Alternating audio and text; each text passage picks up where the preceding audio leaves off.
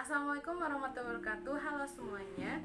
Kali ini aku bersama ayah aku akan membuat suatu video yang akan menemani kalian selama sebulan suci Ramadan, insya Allah, ya kan ya? Amin.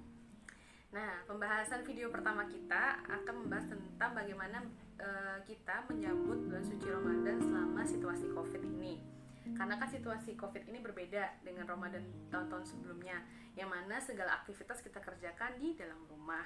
Terutama pada bulan suci Ramadan ini kita tidak bisa pergi ke masjid untuk melakukan sholat tarawih, dan terutama juga melakukan buka puasa bareng bersama sanak saudara ataupun juga teman-teman. Bagaimana ayah kita menanggapi situasi saat ini?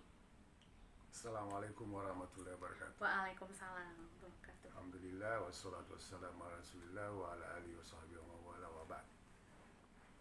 Alhamdulillah sangat bersyukur kita masih hidup. Alhamdulillah. Alhamdulillah sangat bersyukur kita masih sehat. Dan insyaallah mudah-mudahan diberikan kekuatan, kita akan melaksanakan lebih semangat beribadah di bulan suci bulan Ramadan pada tahun ini 1441 Hijriah. Walaupun ada musibah COVID. ya COVID-19. Sebenarnya kita sedih. Sedihnya kenapa? Karena kita bisa bayangkan kalau sudah mau masuk bulan suci Ramadan, paling tidak kita sudah rencanakan malam pertama itu Mau salat sholat di tarawihnya mana? di mana. Di sini ada masjid besar di Islamic Center, di Masjid Raya atau masjid-masjid yang di dekat rumah. Bahkan mungkin sama keluarga. Ngatur jadwal bukber. Itu dia. Nah, sekarang ini terbalik situasinya. Masjid tidak mengadakan sholat tarawih berjamaah. Jangankan itu, sholat Jumat aja nggak ada. Diganti dengan sholat zuhur di rumah.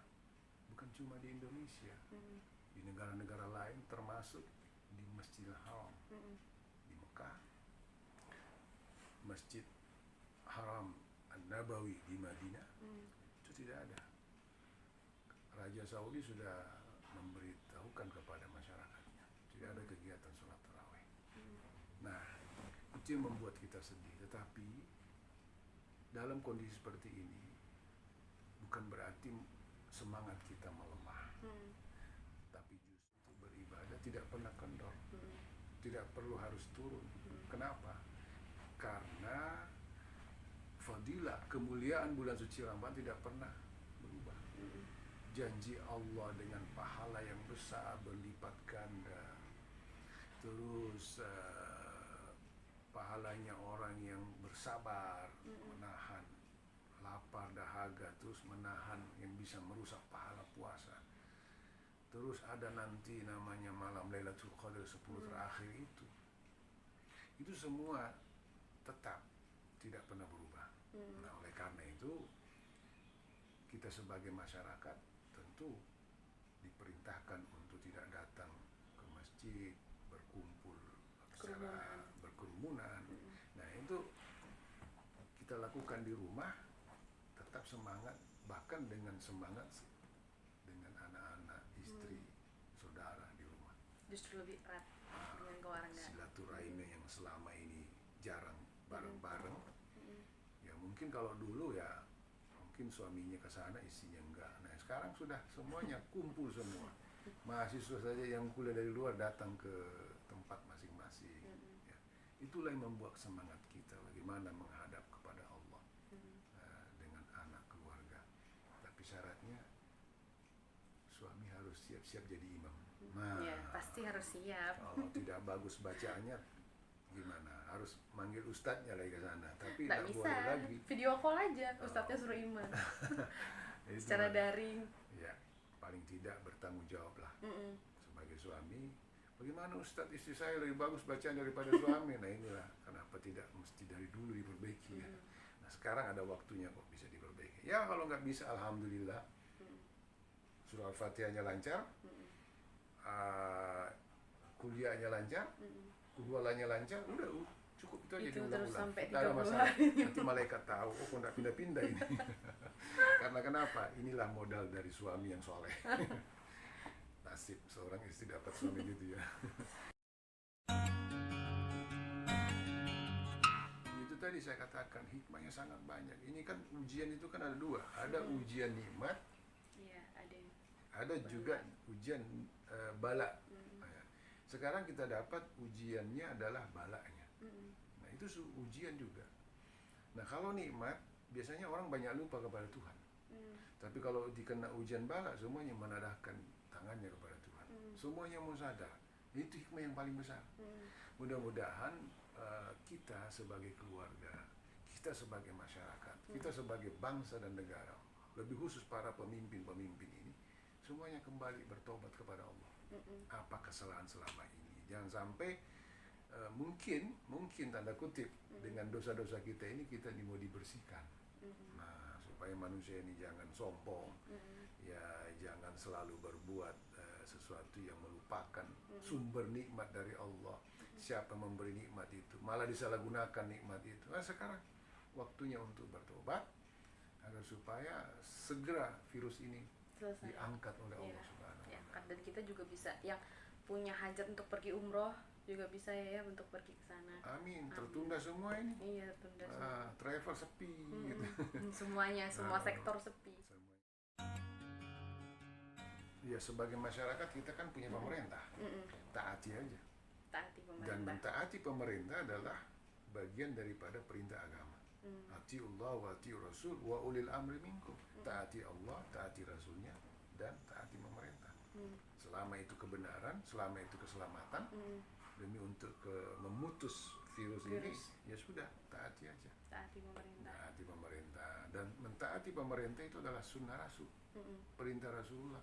Jadi kalau sholatnya di rumah ya itulah perintahnya, di rumah saja. Jangan dipaksakan harus ke masjid. Begitu sampai si masjid, oh saya tidak takut sama virus corona. Begitu dia pingsan, tolong saya bawa ke rumah sakit. Minta tolong juga, katanya nggak takut. Kasihan para medis.